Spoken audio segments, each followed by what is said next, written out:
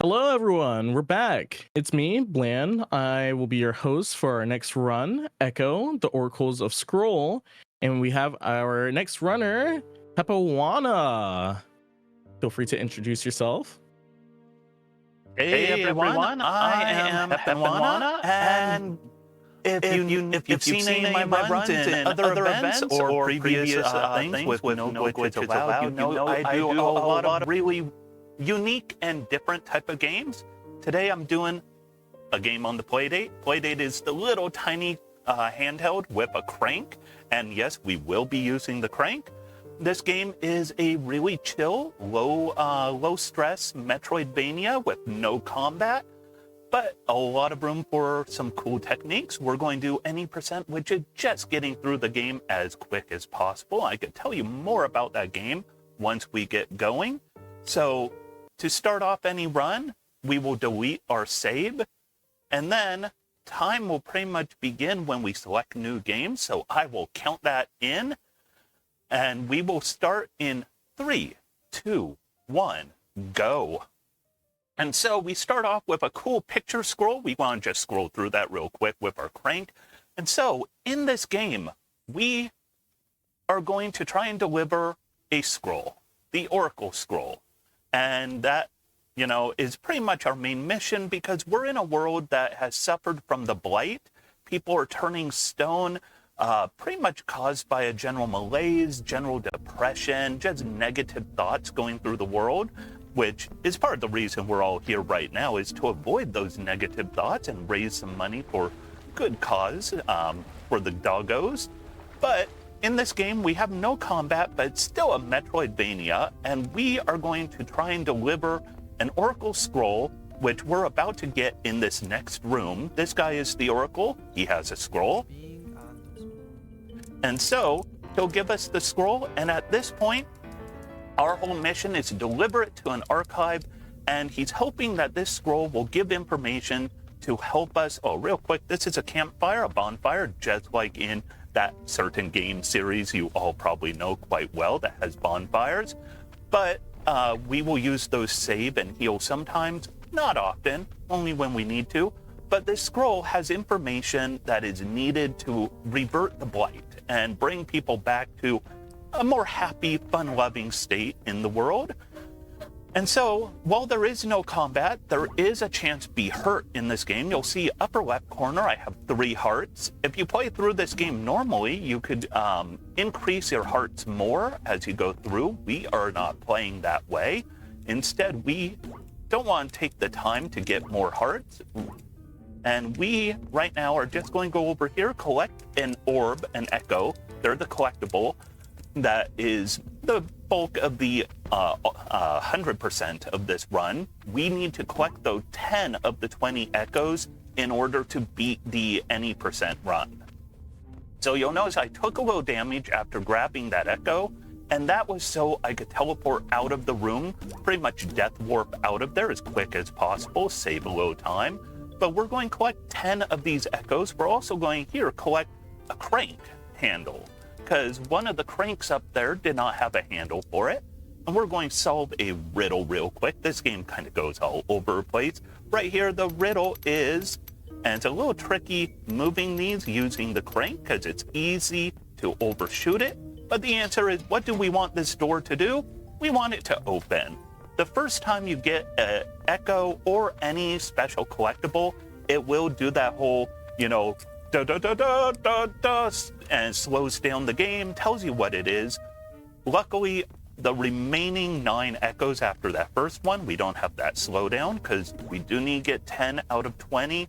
We're going to go ahead and attach this crank here, and now we could use that crank using the crank on the Playdate, and we're going to continue on. We're heading to our first real Metroidvania style power-up, and speedrun game, you gotta love when the first power-up you get is going to be the one that increases your speed, because the first one we get here is going to be dash, and we're going to be doing a lot of dashing in this game, obviously, to try and speed ourselves along. One cool movement tech in this game is jumping on ladders at the very top to go the next screen. you will actually get an upward boost into the next room, which is exactly what you want to do to get a little boost and speed up just a little bit. And here we have the owl feather that gives us a dash. We're going to fall down real hard. And now we could continue on a little more, a little bit into new areas, because what's a Metroidvania if you can't go to new areas? That's the whole point of the genre. And so now we are working our way to getting another important power-up. It's not really one that's going to be a movement tech or saying all that noticeable, but we are in the first world of this game. There are 4 total worlds. The first one is Rock Bottom, and Rock Bottom is the bottom. We don't want to be at the bottom. Instead, we need to go up above. And so right here, we're getting the Courier Pass. And the Courier Pass lets us ride elevators into the next area, assuming the royalty of that area gives us permission. And so we're just going to continue on our way, making sure we don't fall down any pits that we don't want to fall down. We want to jump to avoid these bushes, just because the little bit of motion the bushes cause when you move through them does cause a slight bit of time loss. Not much, but a little. Open this one-way door. Here's a merchant. If we were playing 100%, that merchant would be important. We'd use coins to pay off the merchant. Unfortunately, we have to get that first coin. But after that, coins aren't going to matter. That one was just in our way. We'll go ahead and save real quick here, just for, giggles' sake.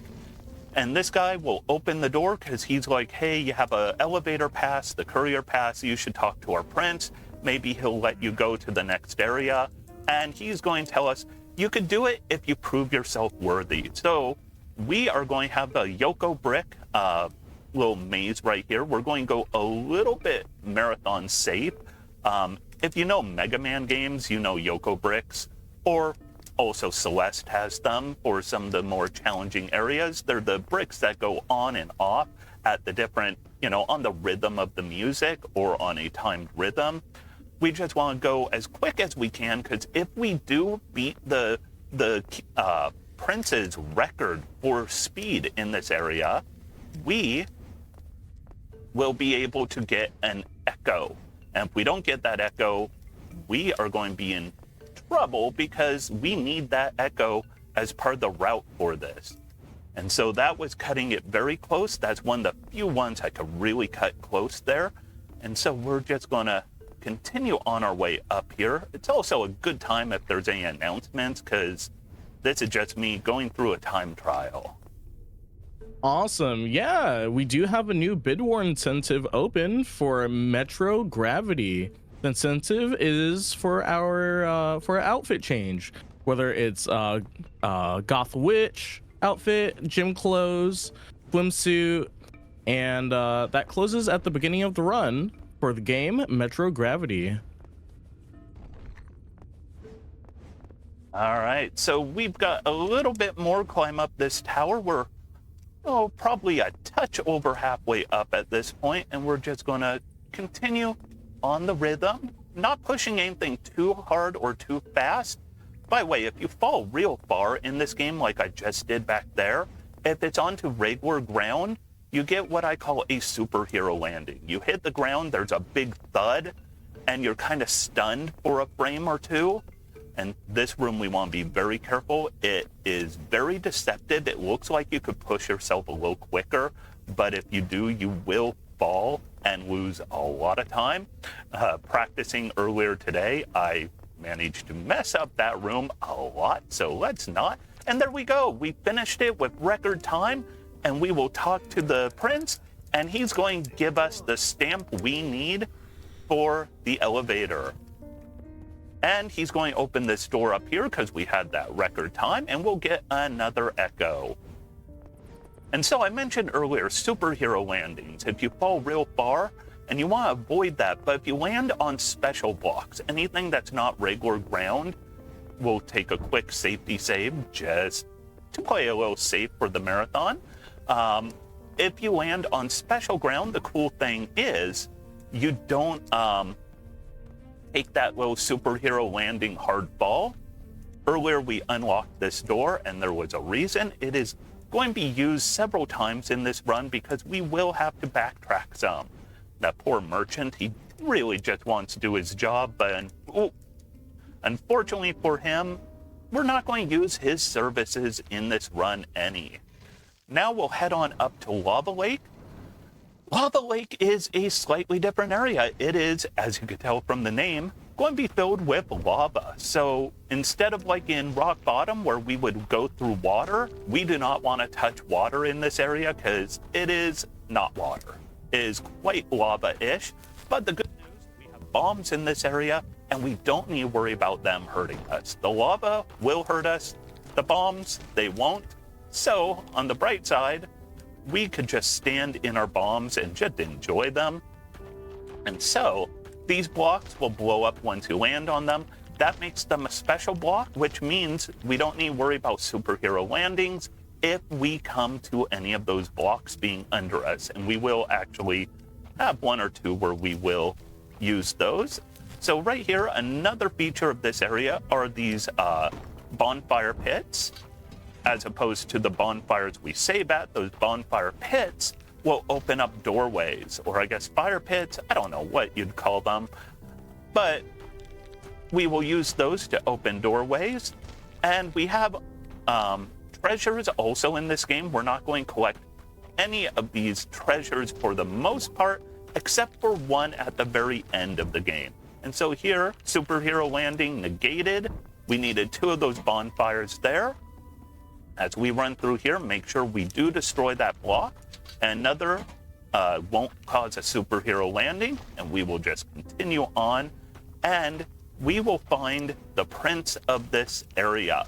And the prince here is a big frog man, and we're not going to talk to him. We're going to jump on his belly. I know, rude. How rude could I be? But he actually would tell us, I want you to steal some blueprints from the Rock Bottom people for me. To do that, you need some boom boots. Boom boots are the other greatest Metroidvania speed tech, the double jump. And they're called boom boots because the boots here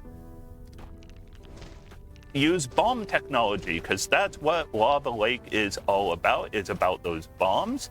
I should mention, which I did not mention earlier, what happens if I run out of all my hearts? Well, what happens is we go back to the last bonfire that we saved at, but we keep everything we had. So I did that intentionally to avoid backtracking. And now we, instead of going to get those the blueprints from Rock Bottom quite yet, if we tried going back to the elevator, we would find some bad news. That bad news is we can't get back to the elevator. Because earlier, to come into this area, we broke one of these stand on and it falls apart blocks and fell down. So we can't get back up. There's another time trial back there, by the way. If you saw that little symbol on the ground, that time trial gives us another echo if we want. It takes about 3 to 5 minutes for one echo, and it's way out of our way, so we don't do it. But to get back to the elevator, we are going to have to find a different route. And the route we will need involves upgrading our boom boots. So our boom boots have bombs in them to make us jump big. And we're doing this right here to get a echo at the top of that ladder. But we need to get those bombs in our boom boots to really be bomb-like. In other words, we need to upgrade the boom in the boom boots. So we're going to find a blacksmith, and there's a blacksmith hanging out a few screens over to the right, but we need to find a way to help him. If we went to this blacksmith, he'd say, hey, I'd upgrade your boom boots, but the chimney of my forge is blocked right now, and I need it opened up, or else I can't do any work. So this is that blacksmith, and we're just going to open up his chimney right there. Quickly run over here, get the last one of these 4 to open that up. And we'll talk to him. He'll say, hey, I can't help you because my chimney is blocked. We'll talk to him again. He'll say, oh, my chimney is good. Thank you. You know, we just anticipated his needs. You know, always anticipate the needs of others. That's why we should all donate good money to help the doggos, anticipating their needs and hint. So we head up here and grab that echo, and now we will head on down again. And as we head down, we want to take the quickest route possible, which is pretty much going like this. Back past the prince, who would not say anything new to us, and here is our save spot. We don't need to save again because we already did save. And the boom boots. Ooh, that was unfortunate. So we need to take a quick death. The boom boots, when I do my second jump, will cause the blocks, if they're bombable, to break. Unfortunately, I second jumped slightly off on that one and only destroyed one of the 2 blocks. That's what it should look like. And there we go. And what am I doing? That's the wrong direction. We want to go down here and then go over to this direction. And there's a guy who was locked out of his house because rocks fell. So we're going to help him out so we could steal a key from him. I mean, borrow a key. I mean, he gives us a key as a reward. And we're going to take that key for later on to grab an echo. We will use that in the 3rd area of this game. And so we will just continue heading back towards rock bottom. But like I said, we still have no way to get to the elevator, so we'll have find some unique ways. But along the way there, we will go ahead and take a little side path so we could get one more echo. This one's in our riddle one. The riddle is, what does Anakin Skywalker hate? And if you all have watched the prequels, you all know it is sand. Actually, that's not what the riddle is. The riddle is something about oceans, beaches, and hourglasses, but I never remember what the exact riddle is. It's in that book, but the great thing about speedrunning is you don't need to read it and resolve it. You just continue on your way. And now we are going to find our way to get back to rock bottom, and we're going to do a lot of backtracking in rock bottom. So we needed these boots so we could do that. And now we are under the elevator shaft. Well, now we are under the elevator shaft. And so by being under the elevator, we can fall back to rock bottom, make a big jump out because we don't want to grab this heart container piece. Just like Zelda, there's heart container pieces. We'll do a quick save here. You probably all remember this is where the prince of the first area was. Well, real quickly, we are going to repeat some of this area because having some power-ups, we can now grab a couple more of those much-needed echoes. Be very careful there. And so, this one we could have done earlier with just the dash, but having the double jump makes it a little bit easier.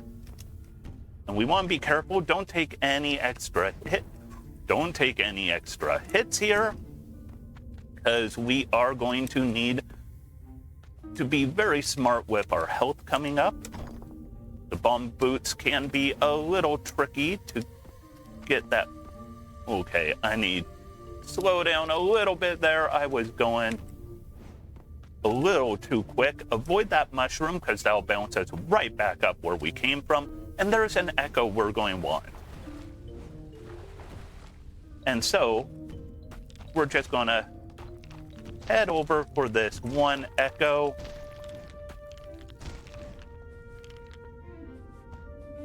And then... If you don't...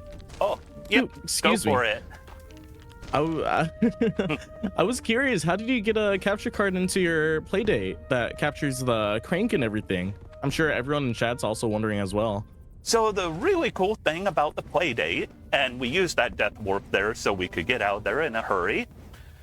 The playdate has its own software made by the company that made it, by Panic. If you all know the Untitled Goose Game, Panic is the publisher of that game. They are the creators of the playdate. And they include this software, they call it Mirror, and Mirror captures everything. So if you're ever worried about, how can I speedrun this and capture it? they got you covered. Or if you are like me and you're starting to get older, I sometimes jokingly call myself Grandpa Speedrun. My eyes over time do not care for the little tiny screen. The cool thing is it's latency free, and you could just play the game on your computer and see everything perfect without any difficulties, which works great for some of the more there are some really cool games on the Playdate that have very small font, and even if my eyes were not old man eyes, it'd be hard to see what's on the screen. So yeah, Panic, they have you covered with free software, so you could go ahead and capture, and it makes it so cool because you also get to see when I'm using the crank, what buttons I'm using. Like, you get to see all of that in real time. And so we are now going through this area to get those blueprints for that one guy. That door didn't open all the way. Sometimes they glitch like that. The good news is you leave the screen, come back, it'll unglitch, it'll be open. If you do need to go through it without leaving the screen, though, you can't go through it. So to get to the safe that has the blueprints, here we are gonna try and open these two shutters, and then we need to do some safe cracking. There are clues to help you crack the safe, but also the game does include kind of a safe cracking mini game where you could kind of feel the tumblers and actually get to, adjust the safe and, actually feel like you're cracking the safe on this little tiny handheld, cool little console. So we're just gonna open one more shutter. You'll see that first one is now wide open. And we are going to crack the safe. Luckily, no RNG on it. We know the combination. It's just a little tricky to do because the crank is super sensitive. So we need 165,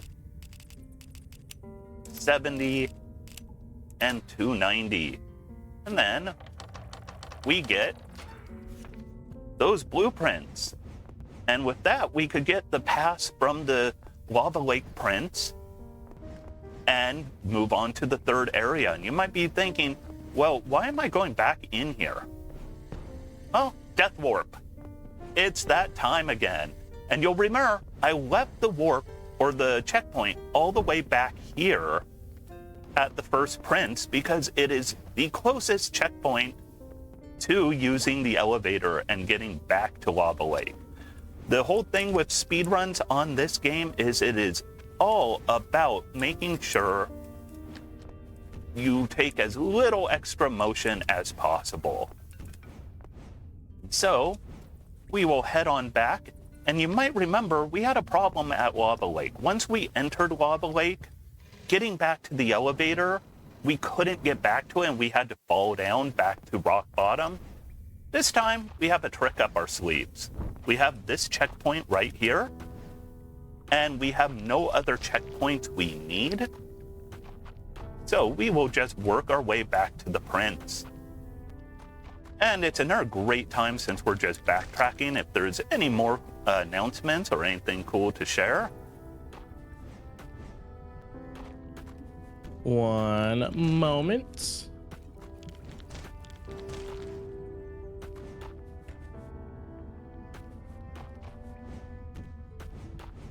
We do have a little reminder for our upcoming new bid war incentive.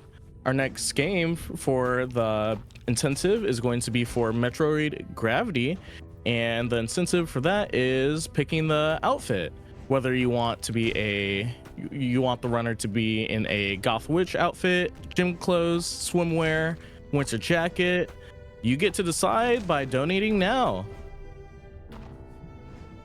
And we are right about back to that prince, and he is going to give us the stamp we need. And he's happy that we stole some blueprints for him. And with that, we're just going to show we're so sad we had to steal things. We're just going to die right in front of him. Nope, we're back to that checkpoint. All of that for a quick little death warp, so we don't need to waste time getting back to the elevator. And up we go to Undergrowth. And if you can't tell from the name, this one is the plant-based area. So there's these spikes on the ground, these thorns. Not everything you see is a thorn, but some of them are thorns. We also have some new mini power-ups like consumables, these leaves, which are pretty cool. We do not want to use that checkpoint. This mushroom here is the prince. And the prince would ask us, there are these spikes, these thorns that are very white, very obvious right here, and they should not be here.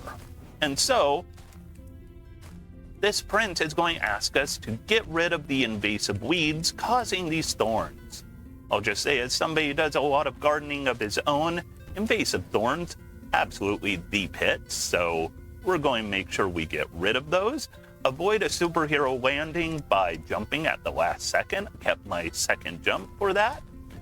And how do we get rid of these invasive weeds, you might be wondering? Well, the easiest way would be just ripping at them madly. Well, good news, we have a crank which very much replicates ripping at them madly. And away those thorns go. And with that, we open up a new area or two. We'll grab that coin because it's in our way, and it takes no effort to grab a coin.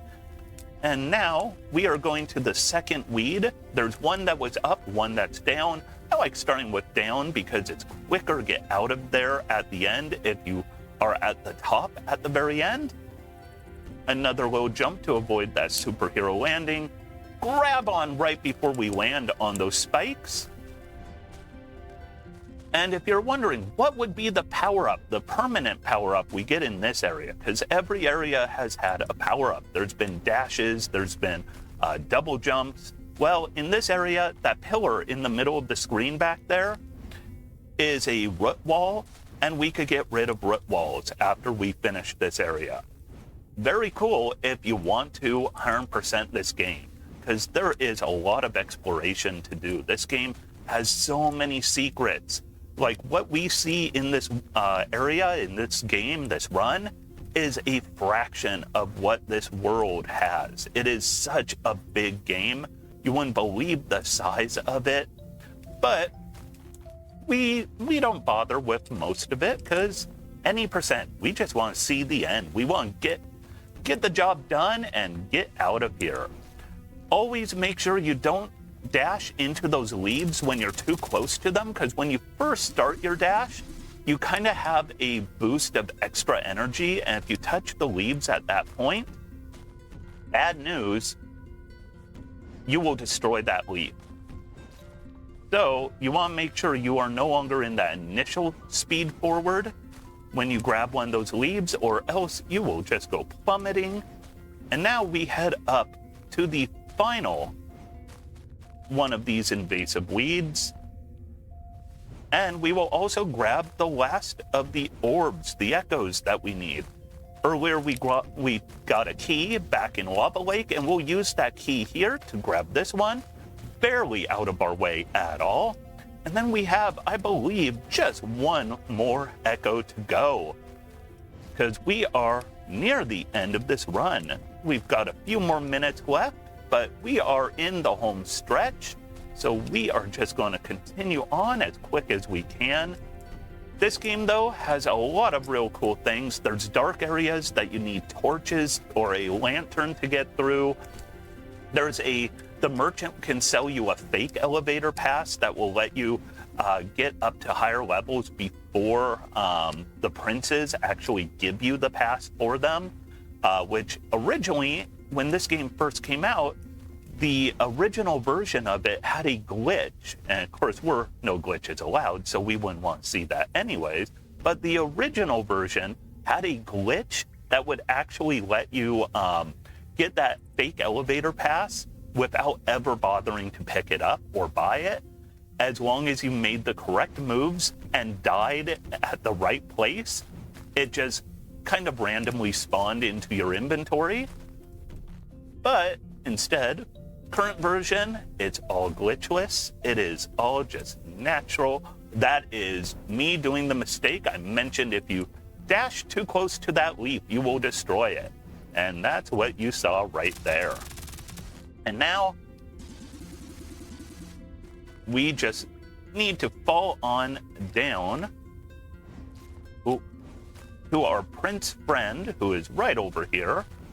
And our prince is going to give us that blessing that lets us open root walls, but more importantly, that prince gave us the final stamp we need to go to the archives. And we'll just head down here. These are those thorns I mentioned that are naturally occurring, and we're just going to use those for a quick death warp back to the elevator. And up to the archive, we are in the home stretch. We just need to go 2 screens to the right. So why am I going left? Well, remember at the beginning of the game, we had that crank that didn't have a handle? 2 screens to the right? Well, 1 screen to the right would have had a crank missing a handle that we needed to go that extra screen. So we gotta find ourselves a crank handle in here somewhere. I love the fact that each world, despite being monochrome, everything's black and white, it still feels like each world, you could almost feel a color to it. Like this, you could feel the dusty bookshelves, the library, I imagine a lot of beige. It's a lot of paper that's aging with time. This game just does an amazing job of really putting, the full effort into the playdate for what capacity the playdate has. And we're going to fall down real far here and jump at the end to avoid that superhero landing. And we are almost at that crank. We are actually in the home stretch now. We are maybe a minute and a half from the end. We just gotta get up here, teleport twice to get the crank handle from this treasure chest. I mentioned there'd be 1 treasure chest we would need to open. That would be it. We will open this door, and we are now heading back. I mentioned before 2 screens to the right, so we're just going to fall down some and back to the elevator room right here. Just to play it safe, 1 last bonfire, and then put the crank right here.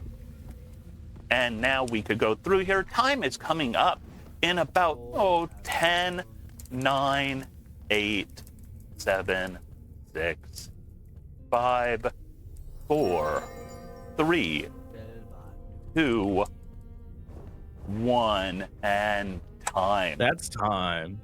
So what happened is this guy, once you gave him the scroll, he's like, oh, there's hope for the blight-ridden world. But if you didn't have those 10 collectible echoes, he would have thought you looked too blight-ridden. But having the echoes made him go, you look like you have energy. You have a purpose, a reason to live. And that gave him enough energy to fly up with the scroll and complete the task. So happy ending in the end. And cool thing with a crank, you could read the credits at whatever speed you want. So that is Echo the Oracle Scroll. It's an amazing game. I love the playdate, and if anyone out there ever wants to get a playdate and start speedrunning, it's a lot of fun. And like I was saying, the Mirror software is out there free of charge, easy capture. It puts no stress on the computer. It's latency free, so you could just watch the game on that screen. It's amazing. It's a great little console. That was such an amazing run to watch. And do you have anyone that you want to shout out? When can people catch your next stream? Do you have any other events that you're running? We got questions and we want answers. All right. So where can you catch me? I stream not too often speedruns, but kind of casual, fun, chill games over on twitch.tv/Heponwana. Pretty much anywhere on social media, anywhere on the internet. If you find Heponwana, that's going to be me. Very unique name, just like the games I play are very unique. I occasionally speedrun on Twitch. A lot of times I do it offline. As for shout-outs, I just want to shout out Buzzer Yum Yum, who is my partner. She always supports me during these events. Also, shout out to my doggos, because we're raising money for the doggos. I've got 2 corgis, Iro and Holo, who, you know, doggos make the world so much better.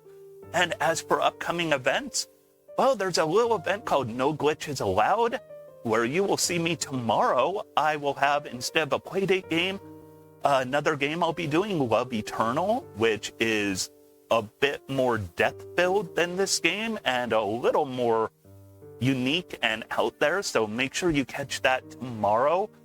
Other than that, oh no, I'm just out there floating through the ether. You'll see me pop up in different events. I especially love ones that support good animal causes. Thank you so much, and we will be getting ready for our next runner. So take care, and can't wait to see you tomorrow, man. See you guys in a moment.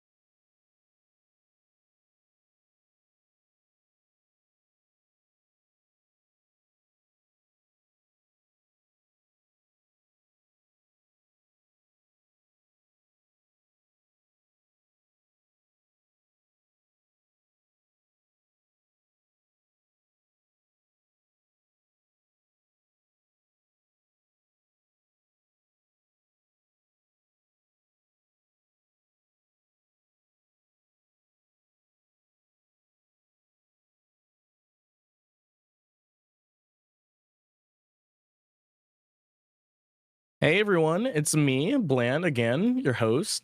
And while we're getting the next run ready, we are going to go over our bid war incentives. Like I said earlier, next game that has bid war open is going to be Metro Gravity. And the incentive for that is, excuse me, the next incentive is going to be outfit bid war. So whether you want the runner to dress up as a goth witch or in gym clothes, swimwear, winter jacket, you'll be able to choose what you want by voting or by donating. And again, we are raising money for Go Rescue, a dog shelter in Hampton, Virginia. And Go Rescue works to provide a haven for homeless dogs, giving them the time, care, love, and the home, not just any home, but the right home for them. So if you guys want to learn more, feel free to do !charity to learn more about Go Rescue, or !donate if you want to donate. Thank you so much, and we'll be ready for our next run in just a few.